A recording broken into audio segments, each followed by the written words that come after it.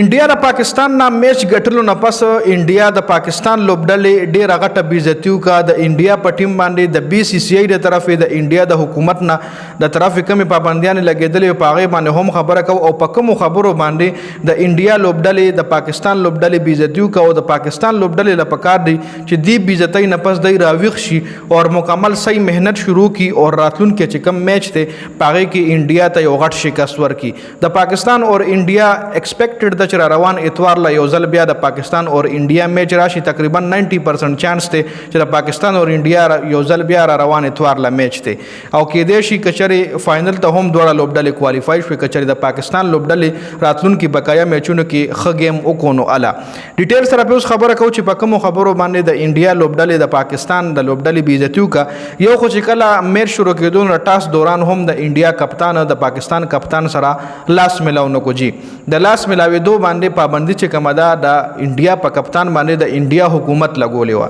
چې تاسو به د پاکستان کھلاړیانو سره لاس مه ملاوئ، هیڅ قسم انټریکشن به ورسره نه کوئ. ایون د پریکټس دوران څه ټایم دا کھلاړیان په ګراونډ کې پریکټس کوي نو تاسو به د پاکستان کھلاړیانو طرف ته ګورئ هم نه. دا پابندي د انډیا حکومت د انډیا په کھلاړیانو باندې لګولې وه چونکې دا یو سپورټسمینشپ خلاف دي.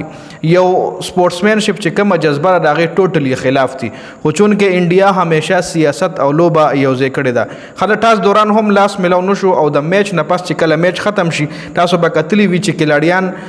دواړه ټیمونو کھلاړیان هم یو بل سره لاس ملاو کړي، امپایرانو سره هم لاس ملاو کړي دواړه ټیمانو کھلاړیان او کوچز چې کوم وي هغه هم لاس ملاو کړي. مطلب څومره هم سټاف وي هغه د دواړو ټیمانو لوبډلو چې څومره هم سټاف یو بل سره لاس ملاو کړي. خو بیګا چې کوم میچ شو نو هغې نه پس د انډیا لوبډلې سوریه کمار یادو او چې کوم په کریز باندې موجود کھلاړي شي ومډو به زما خیال آی چې میچ ختم شو ډریسنګ روم ته سیده لاړل کھلاړیان ګراوند ته راکوز نه شو او لاس هم په ګراوند کې چې کوم کھلاړیان وای سره هم سوریه کمار او شیوم ډوبه لاس ملاو نه کو. بس د پاکستان کھلاړیانو امپایرانو سره لاس ملاو کو او واپس ډریسنګ روم ته لاړل.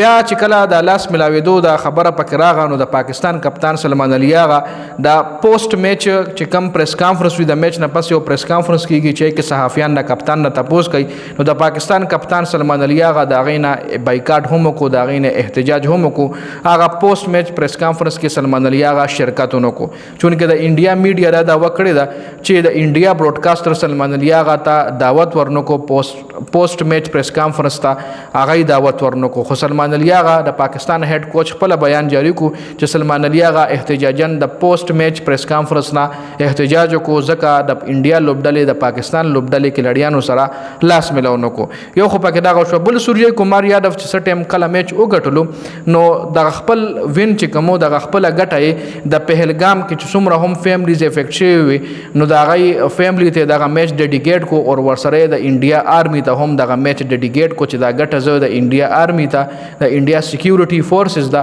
او د پهلګام واقعي کې افیکټډ چې کوم فیملیز وو هغه یې زه ډیډیکیټ کوم. سوریه کمار یاد خپل په پریس کانفرنس کې دا ووي نو دا یو قسم له پاکستان بېعزتي ده. یو کا د پاکستان کھلاړیانو له پکار چې په خپل عزت مکار نشته خو کم از کم په وطن باندې ننګ وکړي، په وطن باندې غیرت وکړي او راپاسئ راویښ شئ. راتلونکي چې کوم میچ دی هغې کې انډیا له یو غټ شکست ورکړئ، بدله ترې واخلئ او دغه